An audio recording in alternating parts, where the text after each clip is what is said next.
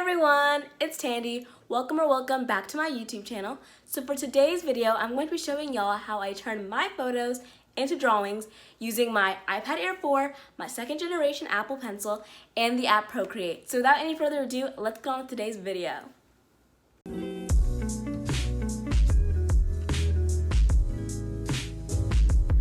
The app Procreate is $9.99 on the App Store. I don't normally like to get apps that I have to pay money for. However, Procreate is totally worth the money. Okay, so the first thing I'm going to do is open the Procreate app. And to navigate the app, I'm going to be using my second generation Apple Pencil. However, you can even use your finger or any other stylus that is compatible with your device. So I'm going to start off by hitting Photo. And I want to recreate this photo right here. So I'm going to select it. And boom, it's imported into my Procreate app. So I'm going to now begin the drawing process. I do like to trace over these photos, that's why I imported a photo, mostly because it's much easier that way, especially since I'm not like a talented artist. Tracing, it just makes it way easier. So to begin the drawing process, you're going to hit these two squares here, and you're going to hit plus.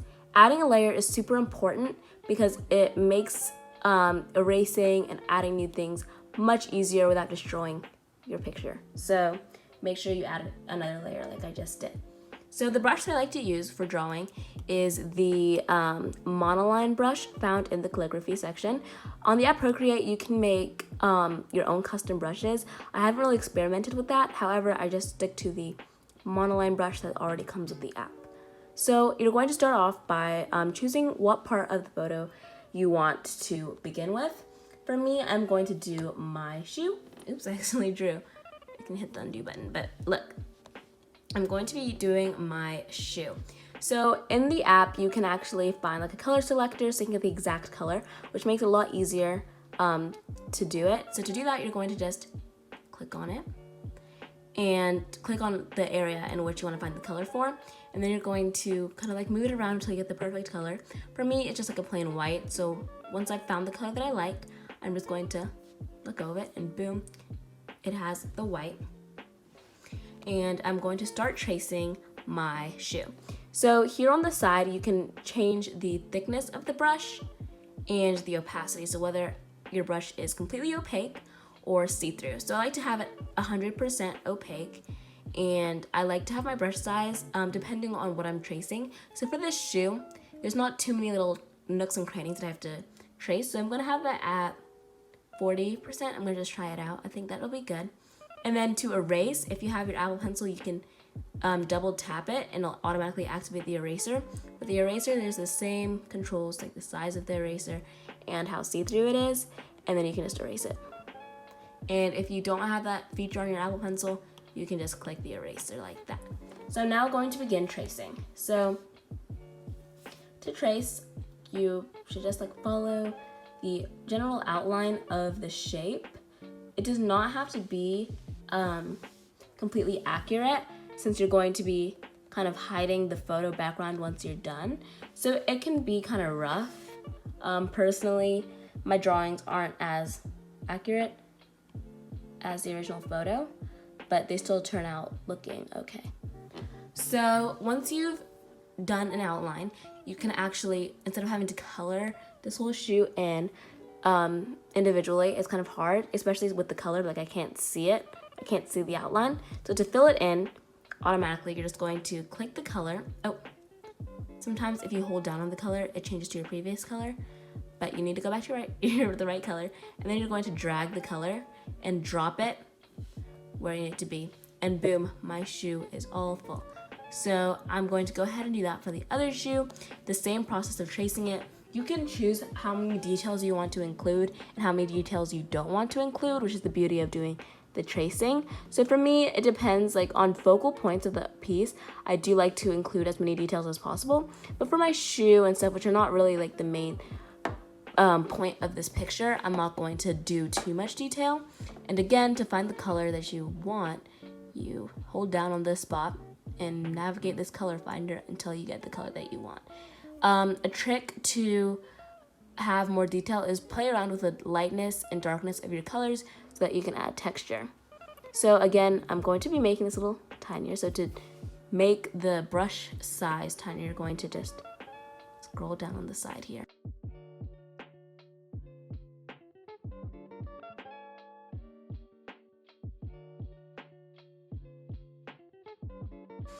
Alright, so the next thing I'm going to start doing is my jeans. So I'm going to find the color. So as you guys can see, my jeans kind of like change color. Like they're darker on the inside, a little darker on the top, which that's not a problem because I can easily navigate the correct color using the color finder. This is a little darker than what I would have liked, but it's okay because the original photo is not going to be shown during the final product. So I'm just going to go ahead and continue this process for the rest of my jeans. One thing that you may need to know with the color drop feature is that the lines have to be connected. So for example, if I wanted to fill in this little kind of like triangle, but I haven't connected this last little bit right there, and I try to drop the color in, it's gonna fill up the whole painting, which is not what we need. So I'm going to hit the undo button, undo, and then I'm going to make sure that the lines connect so that I can successfully drop in the color. One of the great things about digital art is that you can easily just erase things. So I decided that trying to capture the different textures using different colors wasn't really translating well. I think mostly because of my skill level, I'm not the best. So I'm going to just erase it all and make the jeans one solid color.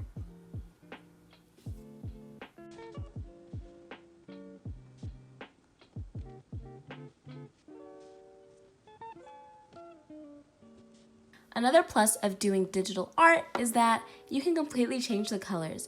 So like my jeans were never this dark. However, since I'm doing this digitally, I can make them whatever color I want. I could have made them pink, I could have made them purple. I just chose to do them a little darker. I don't know why, I just thought it would look cute. So yeah. So if you ever want to make your own custom color in Procreate and you don't want to use this like color finder all the time, to do that, you just click this little circle, which will have your last loaded color on it. And you can choose a spot. There's 2 spots so that you can like switch back if you're using like 2 very specific colors. You can easily switch back between the 2. And then you can play around with this color wheel and you can choose kind of color you want, like an exact like custom color, which is super cool. But I typically, for these kind of pieces, I just use the color finder just so I can get the most accurate color. Okay, so now I'm going to do my knee. My jeans are like ripped on the knee, so I can actually decide whether I want to make it one solid color or if I want to continue with this ripped look. I think I do. So I'm going to find the color for this kind of ripped, and I'm going to make it the brush size very, very tiny so I can accurately represent this kind of like distressed look. It's gonna be kind of hard since this brush is a monoline brush, but I can still kind of get it to the best of my ability. Again, since it's digital and since this photo is going to be removed for the final product, you don't have to worry about too much accuracy. It can literally be whatever you want. Okay, so now I'm going to do my skin. So I want to keep my skin tone the same throughout. I'm going to take it from my arm, find not the lightest point of me because I would look kind of weird, but like the middle point because I don't want to look like too light or too dark. I want to get it as accurate to my skin as possible.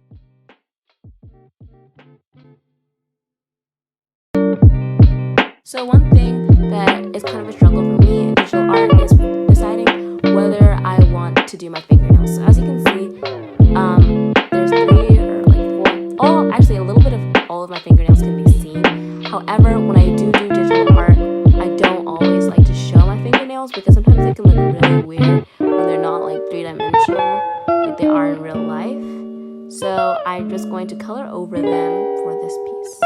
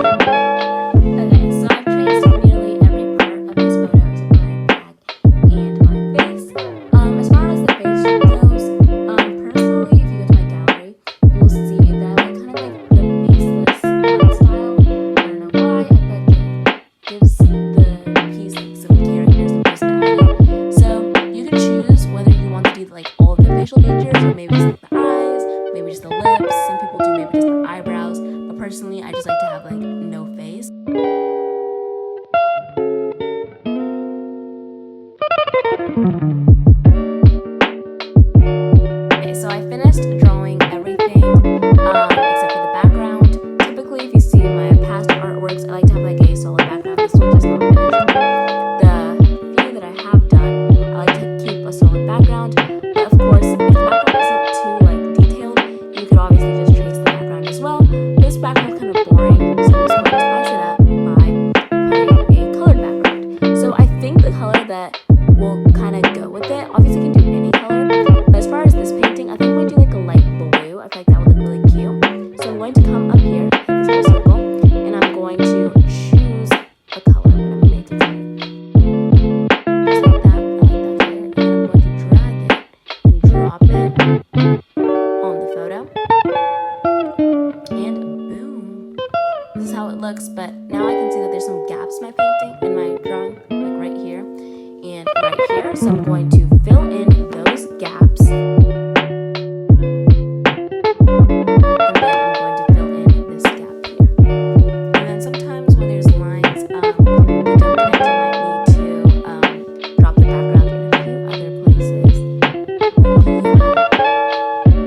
So if you want, you can remove the photo layer.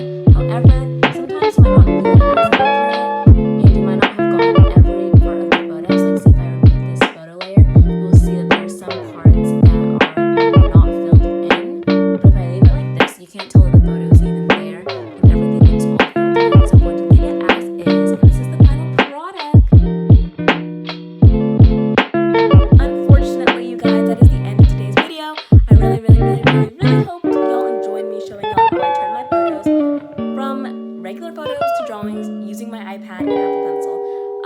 Please don't forget to like, share, comment, and subscribe, and I'll see you guys again next